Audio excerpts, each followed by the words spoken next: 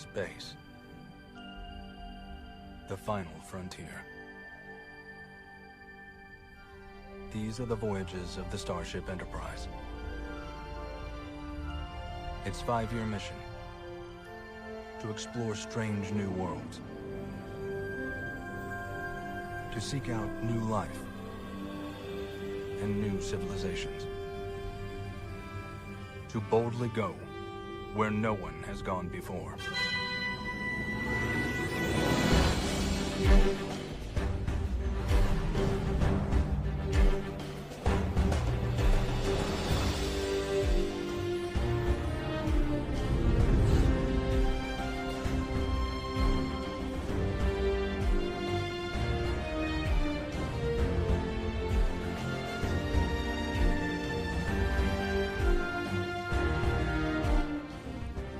Hailing frequencies open, and welcome to Star Trek Discoverage, the live podcast that boldly goes into excruciating detail about this week's episode of Star Trek Strange New Worlds. I'm your host, Aaron Coker, aka Caliban, and what do you get when you cross disaster, balance of terror, flashback, obsession, and interstellar? I don't know, but it's got great hair. Joining me on the show, as usual, is my co-host. She's also the co-host of the Generations Geek podcast, a more or less family-friendly celebration of geekdom. It's Ella Pearson. Ella, welcome back to Discoverage. Thank you. It's great to have you back. It's great to be back here on our 4th week of coverage of Strange New Worlds. And we've got another guest in studio tonight. We want to bring her right in, returning to the show, my co-host on the Just Enough Trope podcast. She's also the host of the Sailor Noob podcast, and she's a frequent Enterprising Individuals and Discoverage guest. It's Mika and Hana. Mika, welcome back to Discoverage. Hello. Thank you for having me back. It's good to have you here, and you've been enjoying watching Strange New Worlds, I assume? Yeah, I have been enjoying it. I was, I feel like I don't get a chance to really listen to the theme song a lot, and it really gets you pumped. And I just, I like these characters, honestly. I mean, that's really, and the actors who play them. That's, I think, what I'm the most excited about with this show. And I feel like I especially really liked the earlier episodes, and was just kind of liked that we didn't have to link everything to each other necessarily. Yeah. But I think it's okay to link things too. I just, I think it's nice, the idea that we have the ability to do both a little bit with this. So yeah, and we don't. It doesn't have to be not everything has to be a season-long arc. So yeah. Well, we'll see. The season-long arc that they were kind of suggesting at the beginning of the show has sort of gone by the wayside a little bit. It's like, we don't see Pike every week going like, "Oh, sorry, I was just looking at my the reflection of my console display. Right. Don't make these quite so shiny. Matt, let's get Matt next time." Like every decision he makes, he's like, "Well, I'm not going to die now." Yeah. What's my pocket watch say? Oh no. Yeah. So. We got a little delay on you being in studio, so if you want to break the 4th wall or the 5th wall and come right over here. Okay. That might work. Okay, I can do So that. while you're working that out, all right. Maybe grab a chair from somewhere else. Okay. But I will clue Ella in on something that I wanted to talk about, and that is that this is the part of the show where we talk about the news in the world of Trek, but it's still not a lot of news, and I think that is good news, although I'm sure more news will be coming in form of announcements about what is coming up in the future. Of course, I know personally, I want to know what the future schedule for Prodigy is. Got to keep all these shows straight. The return of Discovery, another season of Star Trek Picard, and of course Lower Decks as well. But forget all that for just a second. Instead, I want to talk about something that I was trying to talk about a little bit last week. Maybe I didn't get my idea across, but it's kind of a galaxy brain idea, and I thought I would float it past the two of you if I got this chance. What do you think? Okay. Ella's on board too. Okay, great. Always. Got your fancy chair here. I got my fancy chair. So I think that I think we all agree, whatever weird fans on the internet say, that Star Trek is both about progress. Are you okay? You're all right. I'm making it work. Star Trek is both about and a treatise in support of progressive values, right? Like no kill eye, money's no longer the driving force in our lives, give me the coffee, nobody gets hurt. And Strange New Worlds came out with a big swing, I think, in support of that. But I've seen some kind of weird ideas or sort of directions recently on the show. Some strange trends. In the second episode, there's a race of fundamentalist zealots. We've talked about this before. And they're protecting something dangerous at the cost of others. And they say, trust them, their holy book, their scripture knows the future. And naturally, Pike and crew are like, okay, sure. But then everything works out. So, like, is the lesson maybe the religious zealots are right sometimes? Also, go ahead and stalk little kids on social media. That's okay.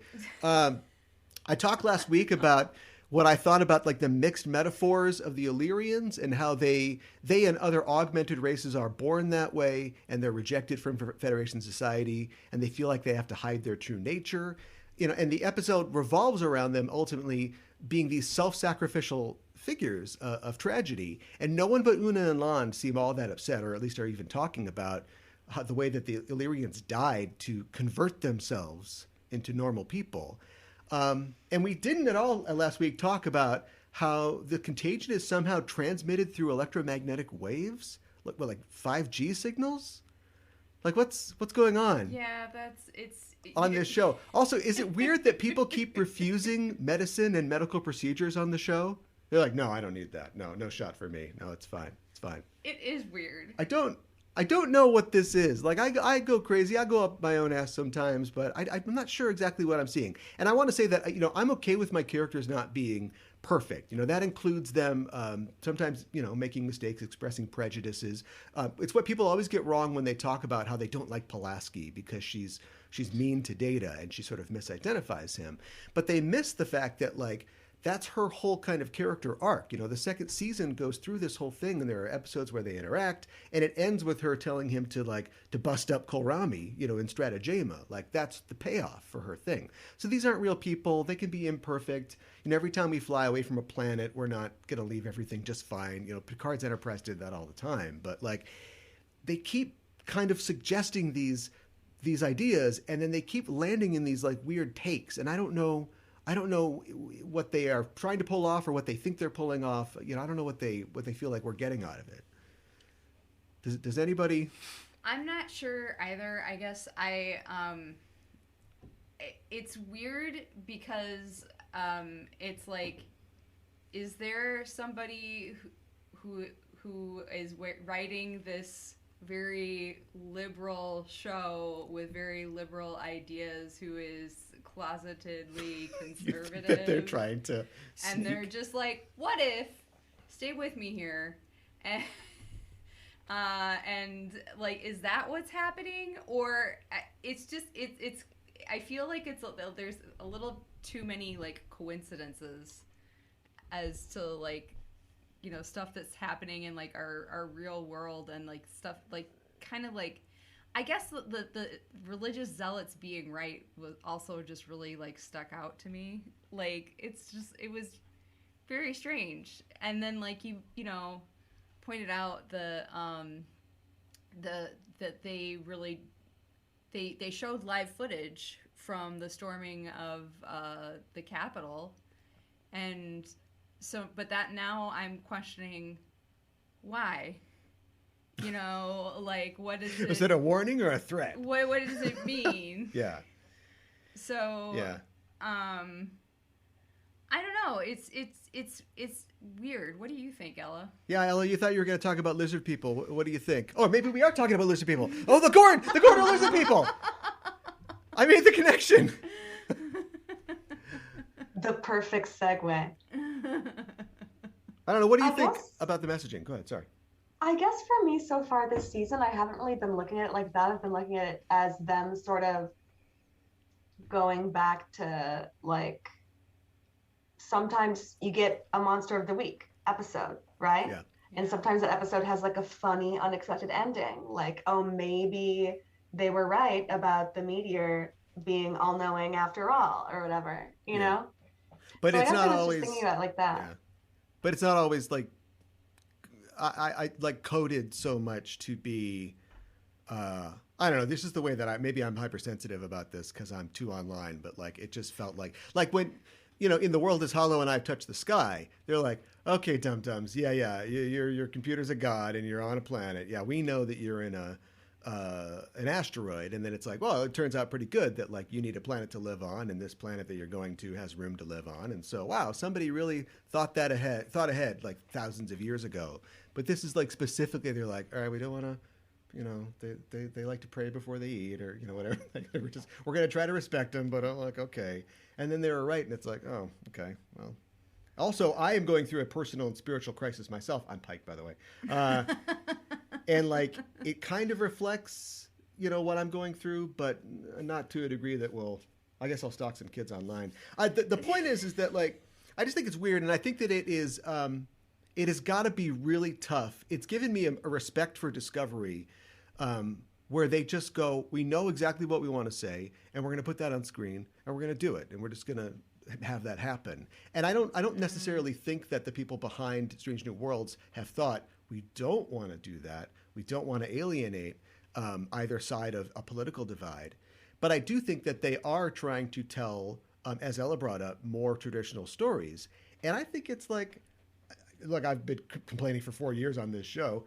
I'm starting to learn my lesson. Like, we're living a totally different time. You can't tell a story like you used to tell one in 1966. It is not that time anymore. I mean, I think that you're onto something, and it's not even like the 90s anymore. Think about how much has changed since. It's not. It's not. Oh. I know you're disappointed. I'm gonna throw out my snap bracelets. Okay. So I think I'll that throw like out my chokers, I think a regular well, hold on to those. I think a regular audience, and definitely a Trek audience, has been through these ideas so much, and so something that we've been talking about on Enterprising Individuals is that what's the evolution of that?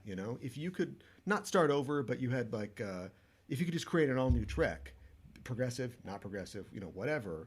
What would you want it to be? Not Kelvin Universe, let's just do it all over again. But like, what is the Phoenix form? What is the next level? What is Trek storytelling turned into? Because so far, I don't think that, and I don't think it's its job necessarily too, but I don't think that Strange New Worlds has taken a side. I don't mean it that way, but I mean has answered my question. I don't think they don't even know I'm asking it. I got to ask louder, I guess. So that being said, here's some ideas for what could come up in the future of the show. Let's see. The Federation president is elected under questionable circumstances, and Pike and crew have to stop the election from being stolen. What else?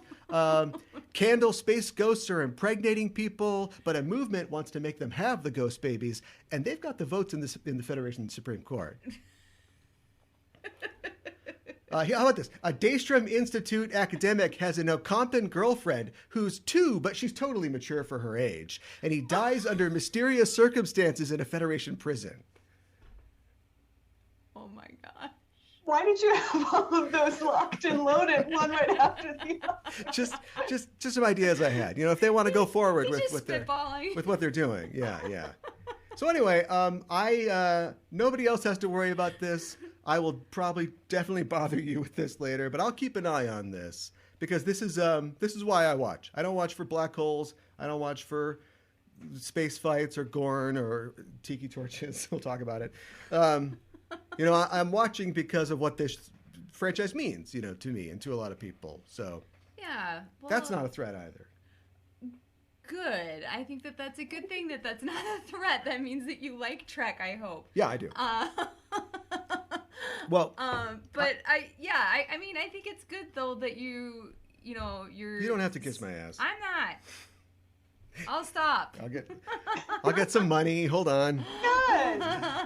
Well, I just think that you're asking questions. That's good. Well, let's get right into it and let's talk about. Let's ask questions about tonight's episode, the 4th episode. of the new Star Trek series, Star Trek Strange New Worlds. It's an episode called Memento Mori, and we're here to talk all about it. But first, a warning, listeners, we're heading for the spoiler zone.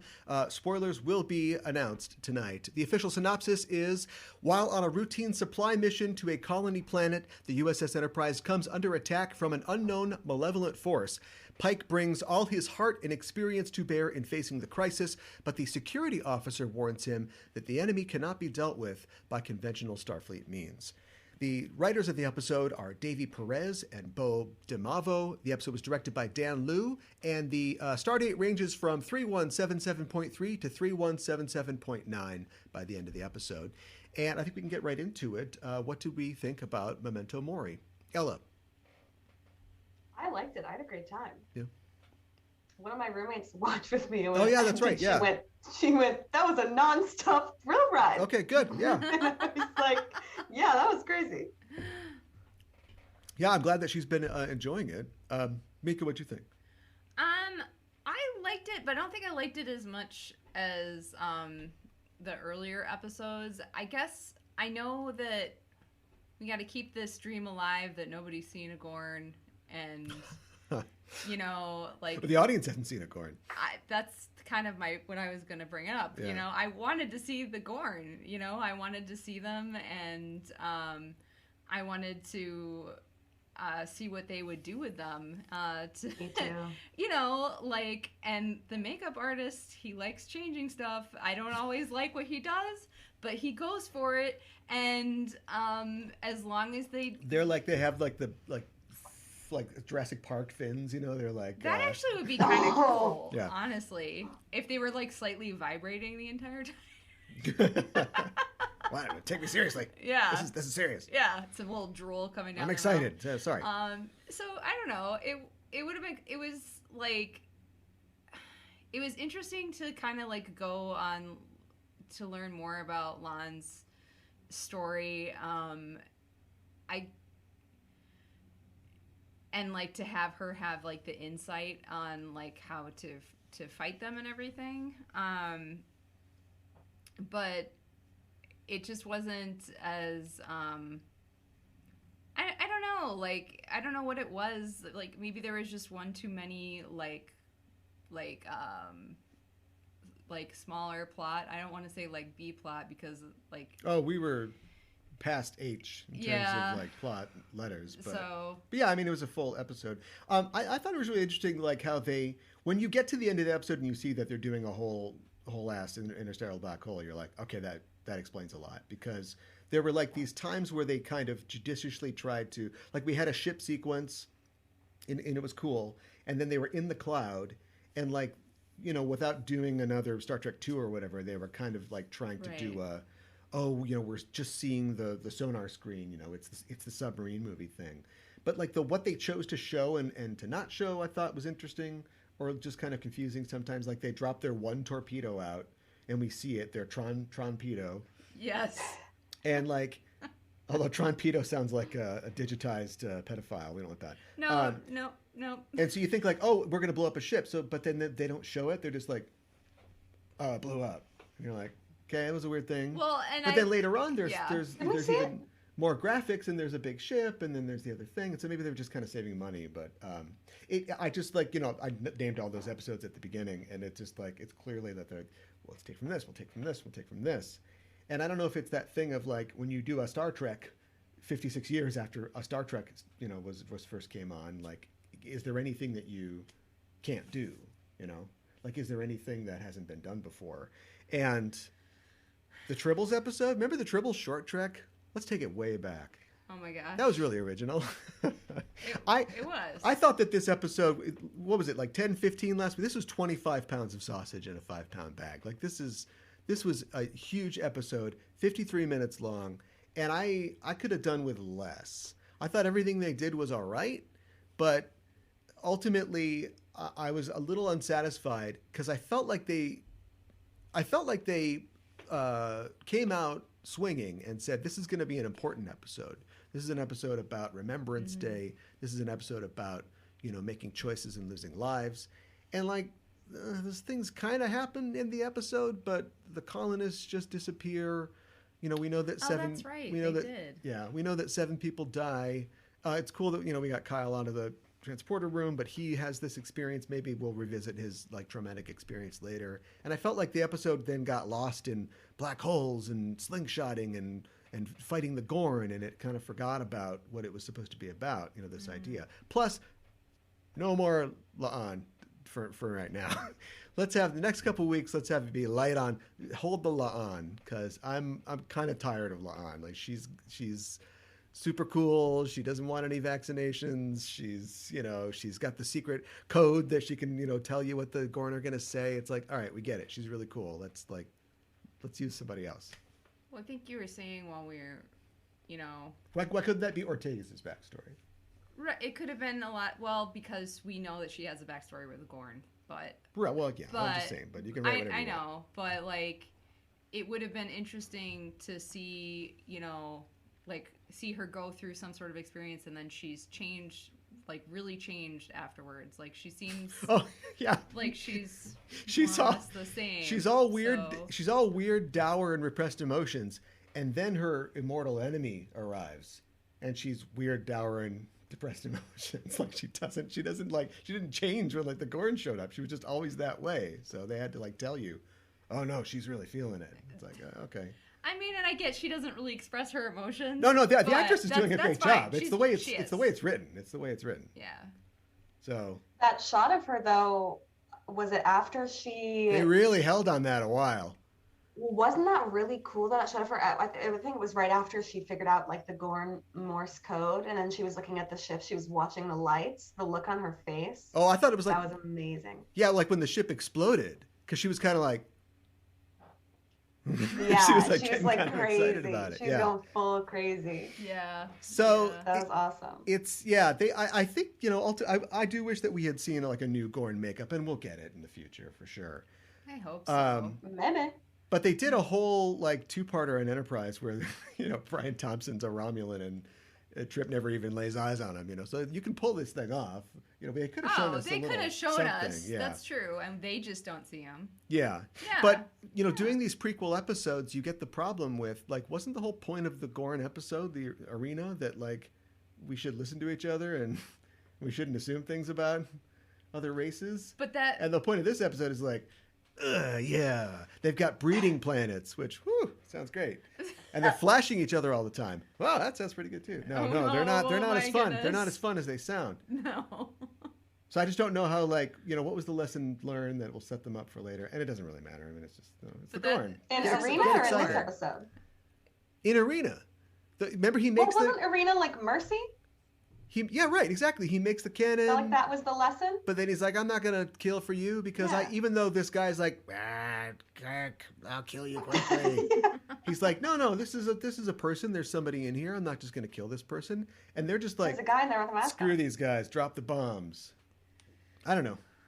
I mean, we haven't learned that lesson yet, so we can mess just up. Want to see Pike execute somebody. We can mess up as much as we want right now. Yeah. It's the Wild today. West. Yeah, right. Hell on nacelles. Exactly. Fight or flight, and they tried flight, didn't work. Yeah. Yeah. At a certain point, there's lots of people in the Enterprise. Did you think that if there's so many people in the Enterprise, how can they run out of plasma so fast? They don't have bags of plasma. How do they make plasma? Huh. Well, because all the machinery was down. You know what I mean? A freezer? Probably there's a thing. There's that thing there where you push a button and it shoots out whatever you need. Probably, right? But yeah, exactly. It's okay. It's okay. But everything was down. Yeah. Didn't you see their archaeological medicine? Yes. Medicinal archaeology? What do you call it? Don't tell me that. All right, I'm going Gorn on this episode. Don't tell me that everybody doesn't have a remedial surgery class. They don't just go, oh, you're waving pretty good. Give them the certificate. All right, now get out of here. Go save some lives. Well, I would hope. He's the one guy that's no, if you take this thread and it's gonna hurt, but I don't know. Anyway, what else? Well, did you vamp for a second? Yeah, sure. Remembrance Day. I feel like they purposely did it this week because I thought it was Rembrandt's Day. I thought they were all going to have hats and.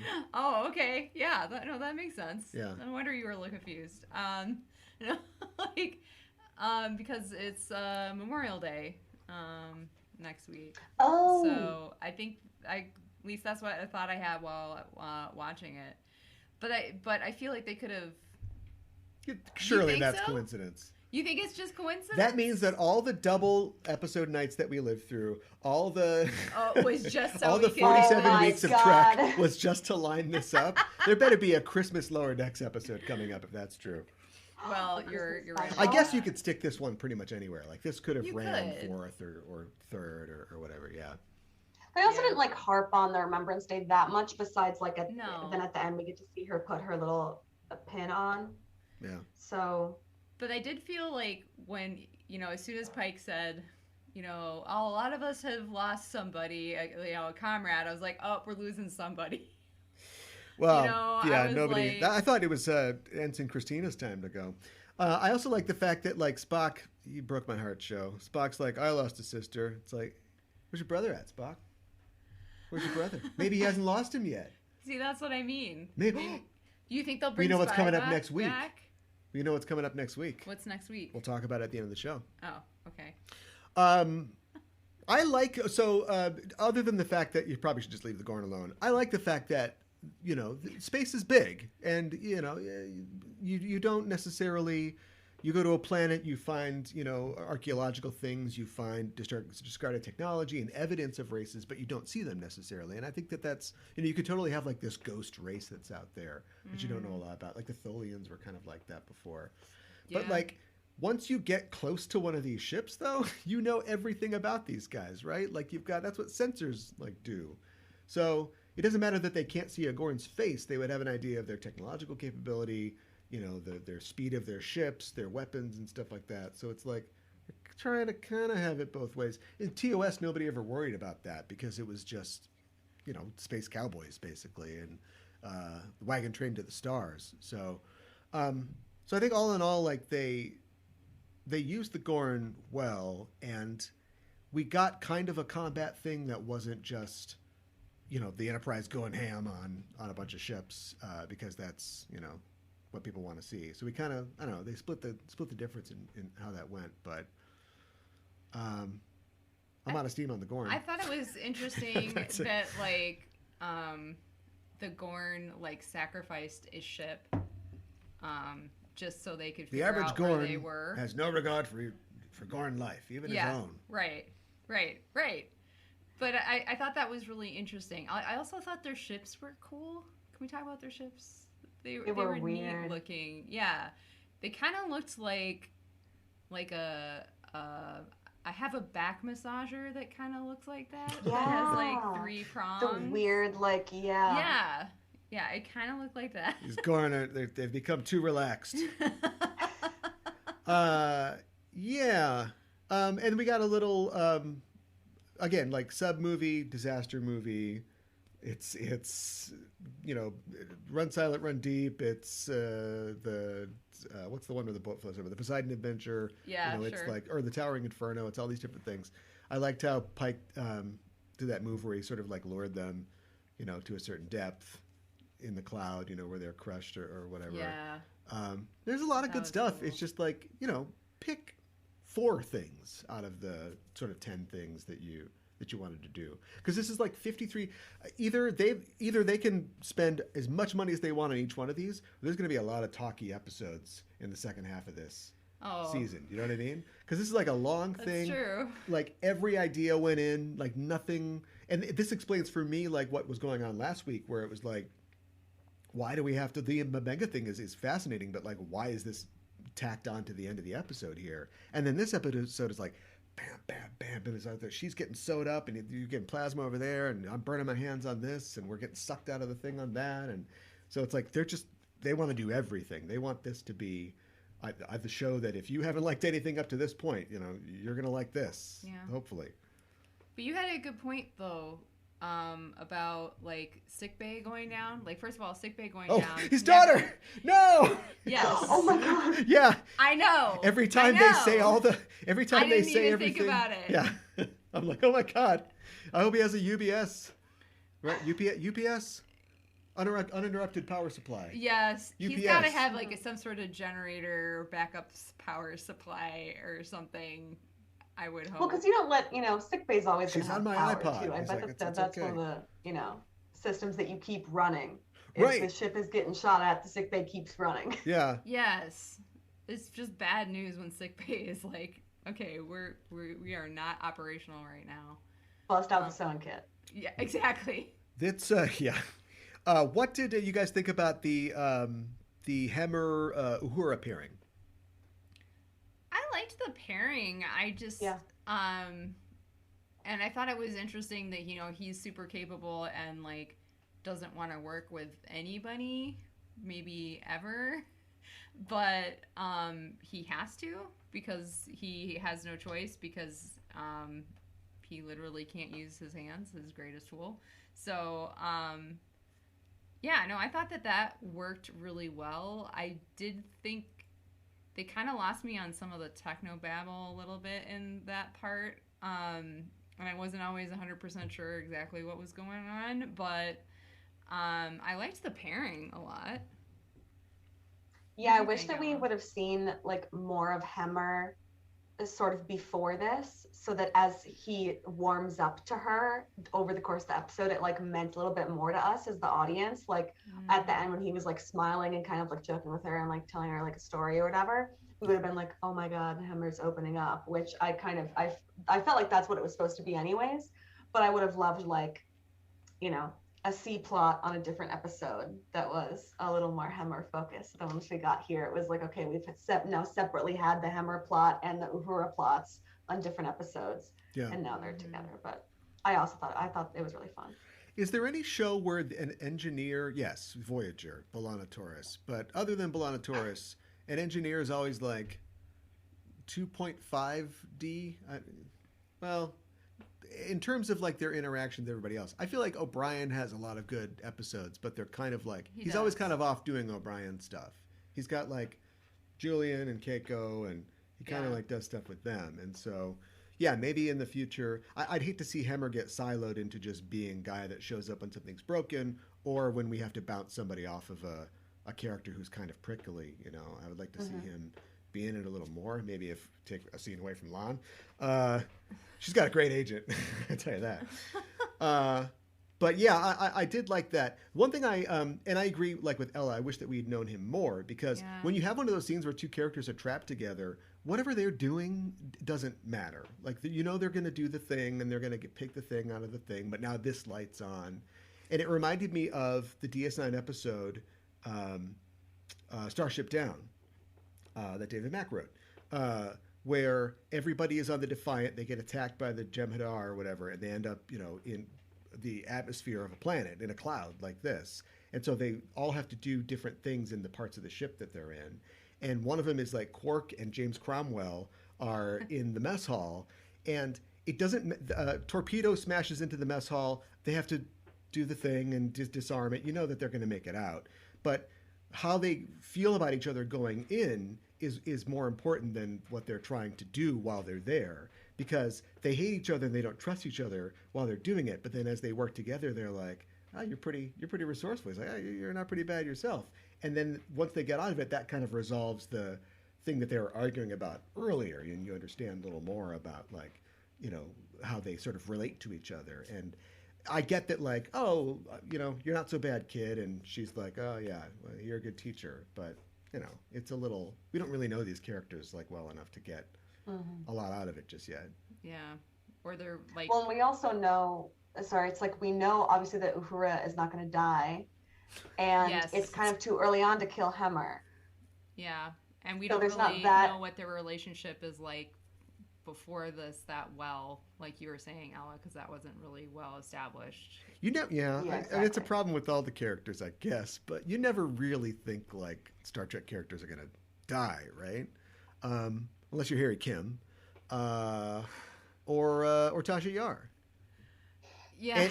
But you're right. But you shouldn't try to get around that. And I'll just say the season finale of Caprica, if anybody's ever watched Caprica, and the really weird thing that they did to try to create stakes there. Remember? I don't remember. Okay. That's how long. Do we want to spoil Caprica?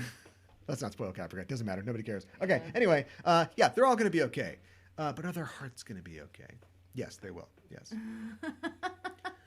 All right, let's talk good stuff because I've been picking on this show for a while. I mean, I liked it. I just felt like it was a little long. I liked the way it started because it was really creepy, and honestly, it reminded me of Resident Evil. Oh yeah, yeah, that was like scene I 47. Thought they were doing, like, full horror episode. They're doing full zombie movie. Yeah, I thought they were doing horror. I thought they were doing zombie movie. It was which like they could have done. Blood everywhere. That would have been so awesome. That would have been cool.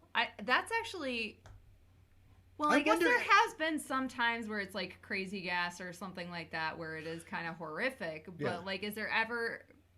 What's a good horror movie like Star Trek episode? Like when have they done it when it's been actually really scary and it wasn't just like a dream or Crazy Gas? There is well there is it's always Crazy Gas, but there's Impulse. It's an Enterprise episode that's like a zombie movie basically. Oh yes.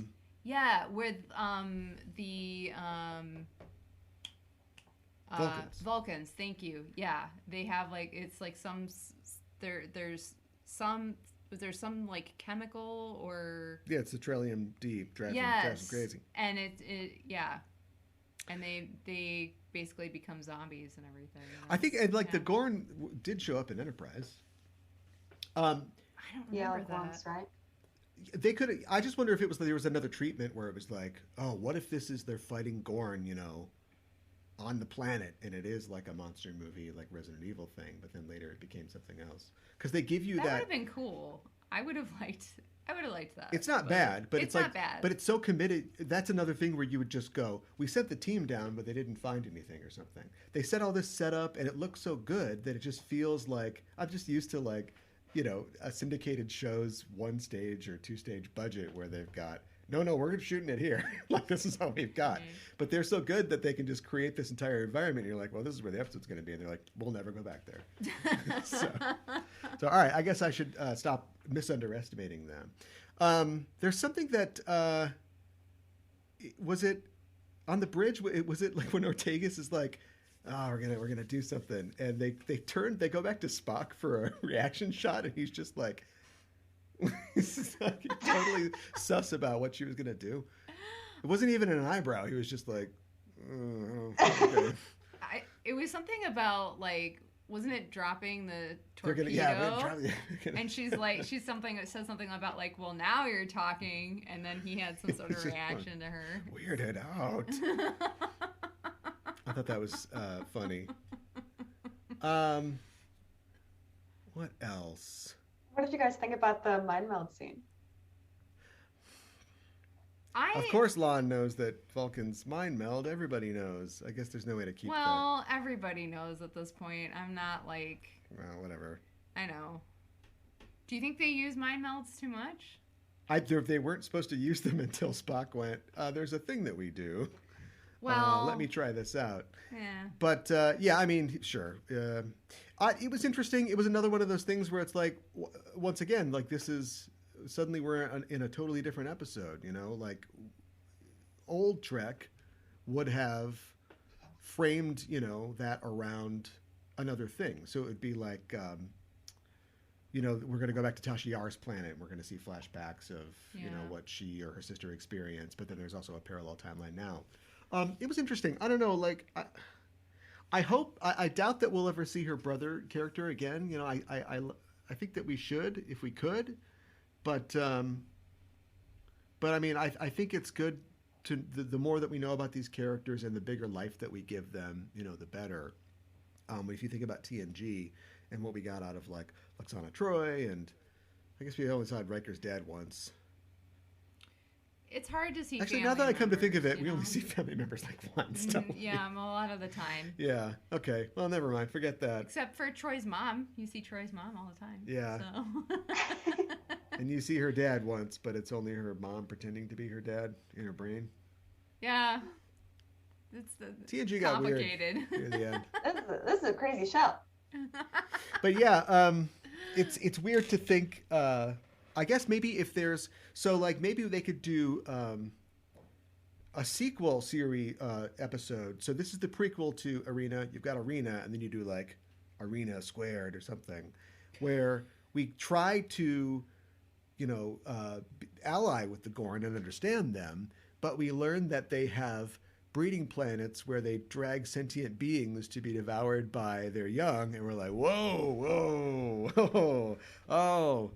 this is going to take some advanced negotiations here. Maybe it's going to be a little tougher. Maybe that prosaic lesson of like, no, I won't kill him. Like maybe progress requires more commitment than that. How do we, get past what Lon brings up? The mammalian like revulsion for reptiles, and reptily scaly things. Mm-hmm. Or we can just blow them up. That'd be cool. I thought the mind meld thing, like, maybe like the tiki torches, like aside, I thought that it was interesting, and I also liked that, because she can read his mind too, and so it's like, was he trying to, or was he thinking of his sister because her brother sacrificed himself, and that's why she was able to read that so easily? But I thought I think that he was like letting it slip. Yes, like yeah. His walls were crumbling a little bit in that moment while he thought about it. That's what I liked about it. Brother drawer in your brain, brother drawer in your brain. Come on. No, I get it, but like you said, maybe he what hasn't is he lost not going to Cybok think What about? if they- He's not a real what if they robot. He did- does have feelings. What if He's they going did to think it? about his sister. He sees a flat. Yeah, well, they didn't. They could have shown a flash of Sinequa Martin Green, and they didn't do it. Like why not? Have to pay her more. Well, it's got I to. think You that sign a would have contract. been too much. I Yeah. think that. Well, I then- think that would have been too far. Then we see a hot guy that looks kind of like Gregory Peck, but he's got a beard, and his hair's a little long, and we go, "Who's that?" That's plant that seed for the future. I like that idea. I'd like to, let me put it this way. I'd like Cybok to show up at some point because I think that could be fun. Someone once told me, "Share your pain and gain strength from the sharing." So let's do this thing. That's pretty much all that I think I had to say. Ella, are you spent? Or your thoughts? I think so. I think we covered it. I think it's clear that the cramming of A, B, C, D, E plots has been kind of a fumble across the new series. I think so too. Yeah.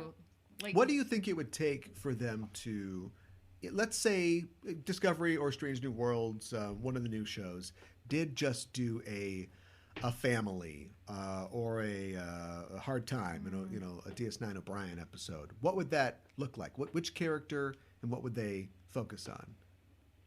A Night in Sick Bay. Oh, well, that would have to be Dr. Mabanga if there was That's a what I was night in gonna sick say, bay. yeah. Well, actually, I'd love to see Night in Sick Bay 0, I guess. Dr. Mabanga, yeah. Yeah. Just focus on like one of the main characters and their families. Yeah, I asked Ella, but Yeah, I okay. appreciate you No. engaging. I mean, that's hard because we couldn't do Spock because we know too much. We've had enough. Yeah. I've never had enough, but that's okay. We'll never have it. Maybe Uhura? We've never seen her. Have we ever seen or like heard anything about her family? That would be interesting. They're dead. We know that. Yeah, Well, yeah. that's true. Yeah. We could do a flashback. Yeah, we could do a flashback for sure. Seeing more of her life with them, or maybe they're not dead. Maybe like her brother's still alive or something like that. Damn, that'd be crazy. That would You should be. write that down. Well, I'd write Cybok above it in bigger letters, but yeah, I just wonder like if they feel like that is what they want to give us. Do you know what I mean? Like a family episode, or But no, just like in terms of like what the audience wants, because like when you have 26 episodes, I think I work in TV for some reason. But like when you have 26 episodes, you want to deliver like, oh, this is the one we did all the CGI budget. There's going to be a huge battle with the Dominion. And then here's one where it's like, we spent all the money on the Dominion battle. So it's like 3 people have to hang out in Quarks the entire time. What's the script that, for that? And like, when you've got like 10 episodes and you've cleared, $12-15 million or whatever it is for each of them, you can kind of do whatever you want. And I'm not saying that like art always has to thrive under restrictions, but I think that it turns into a syndrome where you go, oh, we do this. We have the scene where they're defusing the bomb, and we have the scene where they're doing the submarine scene, and then we have Rebecca Romaine is, our contracted player. She's got to do something, and so she's gets stabbed or something, and she's got to make this decision to sacrifice. And they're all good moments, but it's like, some of them would fit sort of in better places. I'm back to criticizing the show again. No, I mean, I think that one reason why it feels like overstuffed is because they're trying to stick all of the, the main cast, give them something to do in every episode. Yeah, I think I think you're exactly right. And that's good. Yeah, and that's good, and because we don't have the 26 episodes, but we don't have necessarily an opportunity to give them all like an A plot or a B plot. But if you had been exposed to early season 1, season 2 Bashir in every episode, would you have made it to season 3 of maybe not DS9? It's good that he disappeared sometimes, right? That he kind of regressed into the background. A little bit. Yeah. I could take. I could take some time off from some of these characters. I love Bashir. Well, you do now. Yes, because you see him grow throughout the entire, He's about the same. Yeah, I know what you mean. Okay, so something that we used to do on the show, and we haven't done because this is, a strange new world, is talk about what we think is coming up on the show and talk about tinfoil hat theories. We've kind of touched on that in previous weeks with the idea, which I've seen organically picking up steam online now, that they're going to try to find a way to have Pike avoid his fate somehow. I'm not making any judgment on that. It's fine whether they do that or not. I'm just saying we've talked about that. I've seen that other places. Are there any pet theories that you guys have, things that you think are in the offing? I'll start you off. I definitely think the Gorn are coming back, and there will be some kind of confrontation with them at the end of this season. Yeah, we're going to see them for sure. We're going to see them with our eyes. I hope so. I'm going to be pretty disappointed if we don't.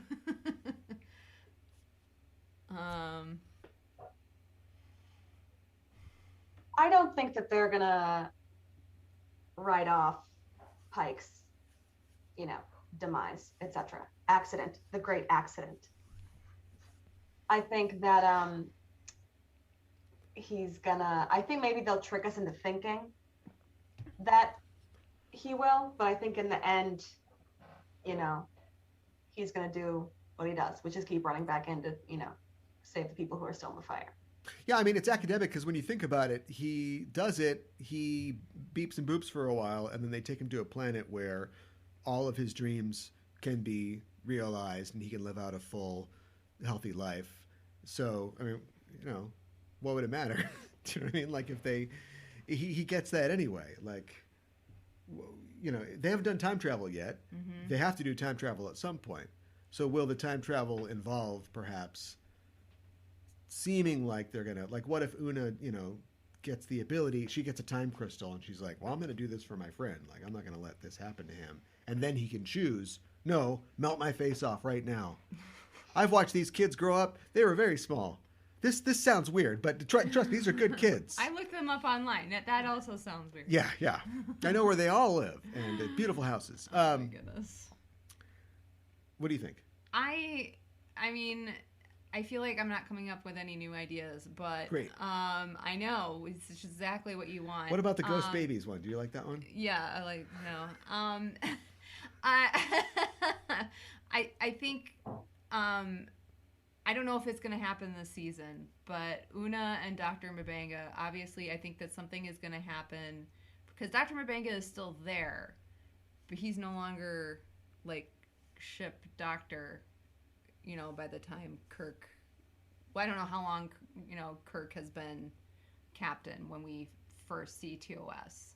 Pretty much, long enough to feel comfortable, but that was like Yeah. the beginning of the 5-year mission. Yeah. So like something happens, right? So I hope Dun, that dun, dun. yeah, I hope that nothing happens with his daughter.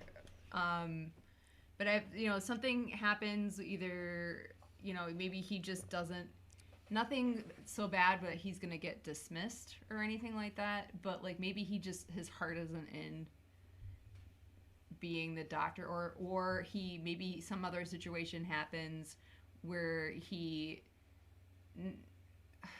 hopefully not to the same but like maybe he jeopardizes the life of the crew because he was trying to save his daughter Again. Yeah. This is bad. Maybe they find a way to cure her, and they, fix He's her, gonna and raise he her. resigns to spend more time with her. Yeah. Oh, I like that. That's Why way more don't positive. I raise you now, Yeah. my daughter? No, that's way more positive. Well, I can right do to a more Barnes than and read Noble. The same book every Yeah. night. Yeah. Right. Yeah. Yeah. And like, what's gonna happen to Una that she wouldn't be around? Would she leave when Pike leaves, or? Well, you're planning the end of the show here. I guess I. There are know. literally Yeah. 2266. It's 2259 right now. So there are like 6 years I from know. now until the beginning of TOS. So they could do an entire 7-year run if they wanted to. I want to know Are where they gonna Sam run under Kirk the is. Klingons? Sam Kirk? Oh Yeah. yeah.